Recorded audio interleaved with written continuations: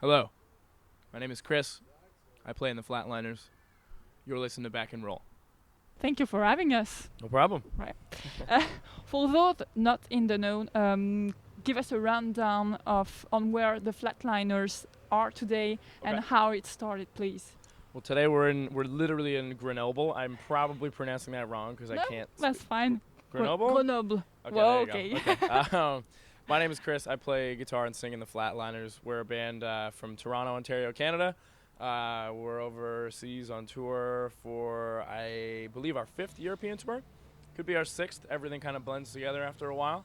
But yeah, we're a band. Yeah. We play music. And how is it since you reach you reach the continent here, this It's been European great. tour? It's been great. It was a bit of a rough start. We had some van troubles almost immediately in the tour, so we Okay. had to get a new van that we rented. But the new van's nice. We've had about 7 days in a row of really, really long drives, so we've been sleeping in the van. We've been playing a show. Mm. Shows have been great. And then we've just been getting in the van and sleeping while our friend drives us all night and all the next day to get to the next show. But the shows have been great. It's really fun touring over here. And the level of hospitality and attention that the band receives in Europe and in the United Kingdom is great. So we Mm. love touring over here. Perfect. Do you think that the release of Calvacadi, that's right? Cavalcade. Cavalcade Yeah, there you go. You got it. has finally brought the Flatliners a bit of hype. Or It's definitely been, I think, the best received album we've done. It's the one that I'm personally most proud of. I think I can speak on behalf of the entire band when I say that it's the one we're as a band are the most proud of. It took a lot of time, but yeah, I think since that has come out, the band has received a lot more attention, and it just seems like the easiest way for us to gauge how the band is going are the shows. yeah, Because, I mean, this day and age, you can't really pay attention much to record sales or anything like that because it's pretty much obsolete now with the internet and everything, you know? yeah. And the internet has just forced bands to go out and tour more and actually meet their fan base more, which is great to see that face-to-face interaction and to see the actual growth That's of your true. band in person rather than just sit back and want to just sell albums. So the shows have gotten better since we released that record, which was just over a year ago. So things have been great. Yeah. Yeah. And this record is also heavier in the sense that there isn't much ska. A little less. It's interesting because we just released a 7-inch at the beginning of this tour called the Count Your Bruises 7-inch, and that was the third 7-inch we'd released around surrounding Cavalcade, and so because we had all these extra songs from when we recorded the record that didn't make it onto the album, so the two last ones that we had to release are on the new 7-inch Count Your Bruises, and those two songs are two of the songs with ska roots in them. Which is interesting that they came out on the same 7-inch and everything. I don't know, they just didn't seem like album songs. It wasn't because they had ska in them, of course. It wasn't anything like that. Just, I don't know. At the end of the day, they didn't really fit on the album. But we're glad we were able to release everything. Yeah. So you guys have been touring with some of the best bands in the industry for years now. How have bands like Against Me, NoFX, Lawrence Arms influenced the way you pursue your career? If so, Yeah, I think so. I mean, we grew up on a band like NoFX, for instance. And it's pretty interesting and it's really cool to us still that we can call Fat Mike a friend. And we've been able to work with him on releasing records and working on Cavalcade and things like that. And he was gracious enough to take us on tour with NoFX several times, which were great tours. And through that and just dealing with Fat and putting records out with them, we've been able to meet a lot of bands we really look up to and have listened to for years. And it's great because we've been so lucky to not experience any real rock stardom among these bands that we really grew up and love, you know, still to this day. They're all great people. They're all normal people that just play music. So that's what we do, you know? And it's interesting because you grow up listening to music or, you know, infatuated with any kind of celebrity, right?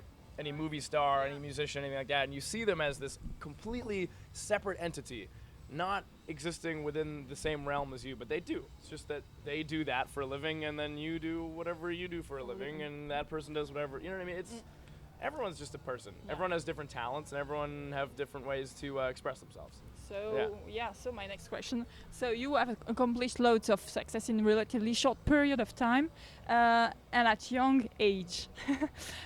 Is there one thing you guys are particularly proud of? I'm just the band's been around for 9 years. We in the last couple years the band's gotten a lot more attention, which is great. But I'm just really proud of the fact that we've been able to do all we've done so far.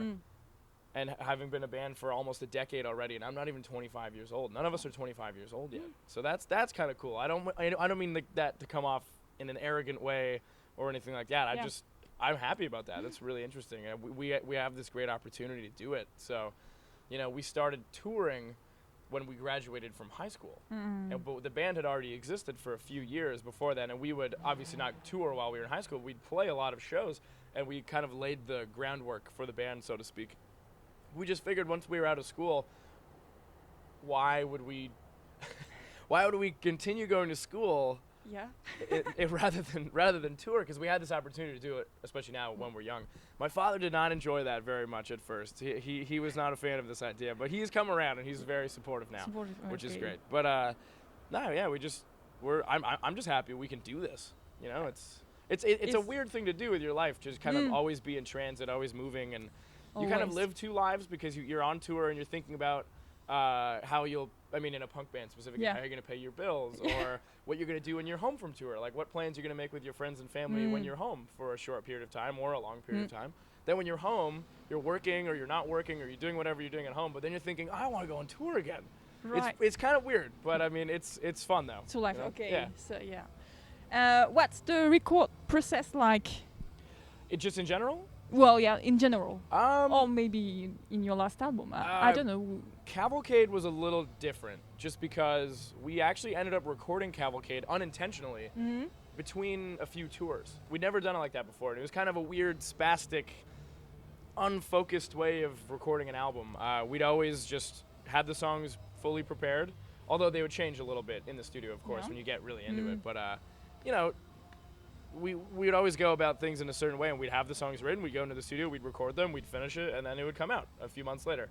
This time we recorded a bunch of songs, went on tour, sat on it for a while, thought about it, talked to the label about it, we all thought about it, and we kept working on it. And we were happy with it, but we just wanted it, us and everyone, especially Fat Mike, everyone wanted it to be the best record it could be. And it was weird at first to be like, okay, we thought we were finished, and now we're going to now let's keep working on it. It was weird at first, but it was a great idea because we got to keep working on it, and we got to write more and more and more songs. And a lot of those songs that we recorded when we went back into the studio ended up on the album.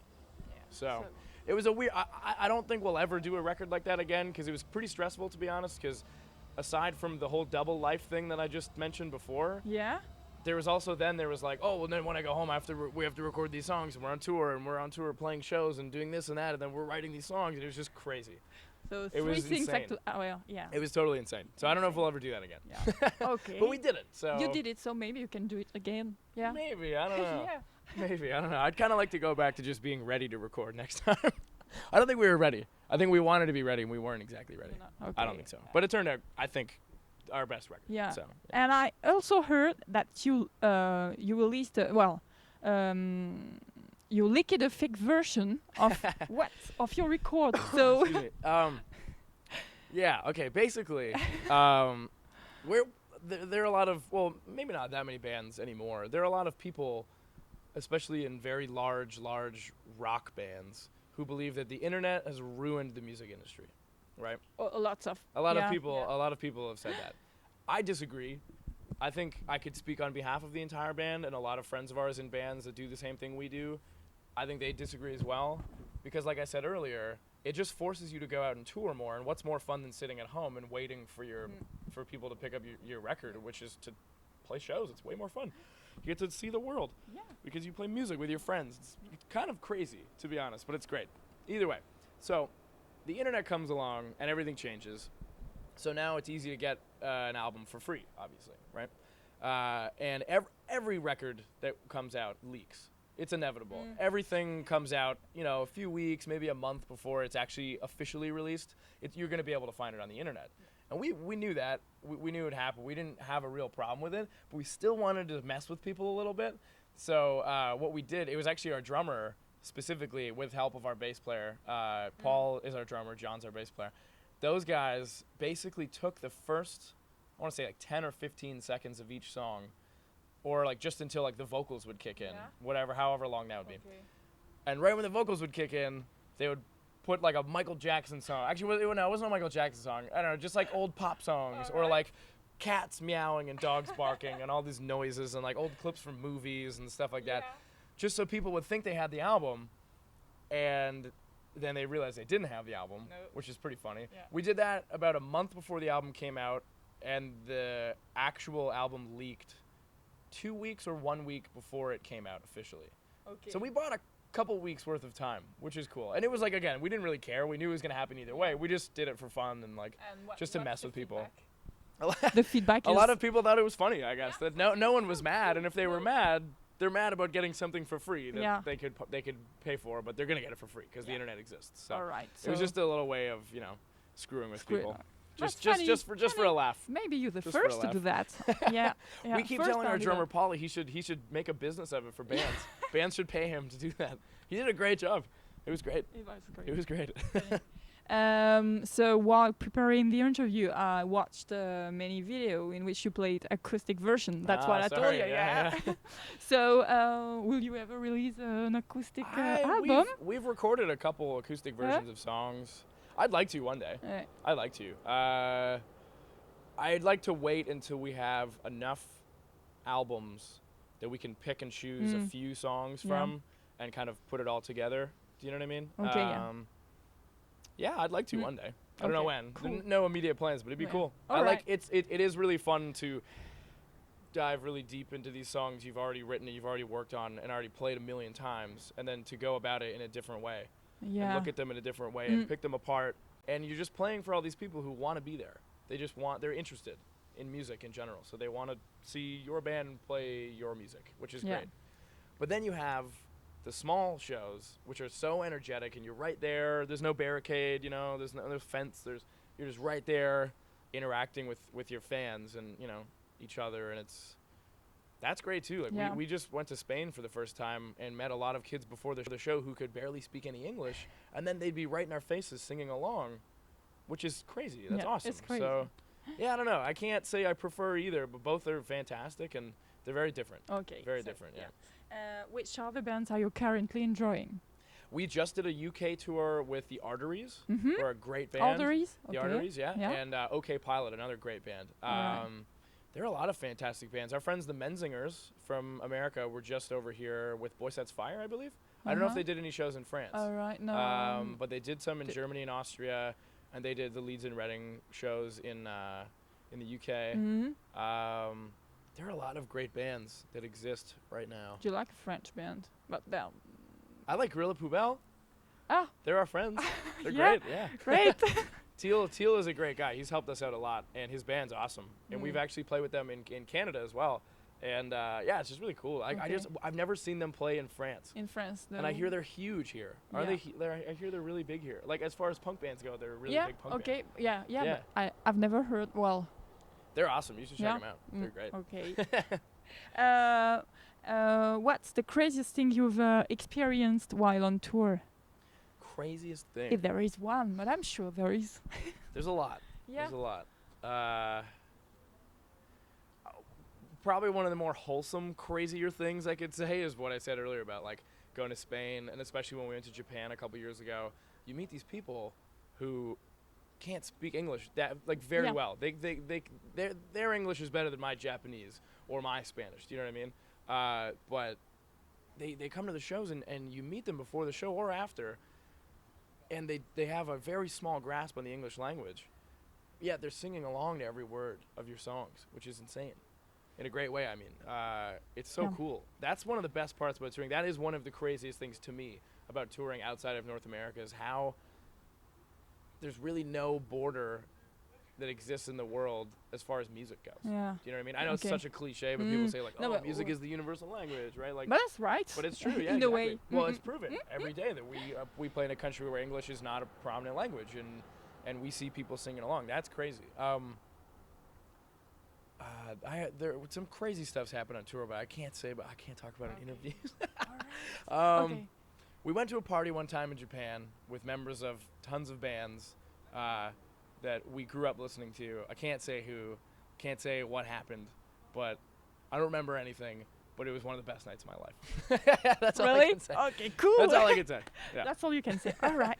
And the Thank you. fact that I'm like a 24-year-old dude from Yeah. Canada who, I don't know, just am able to do this is awesome. Oh yeah. So life is crazy. Life is crazy. All right. So thank you very much. No problem. Thank you. Thank you.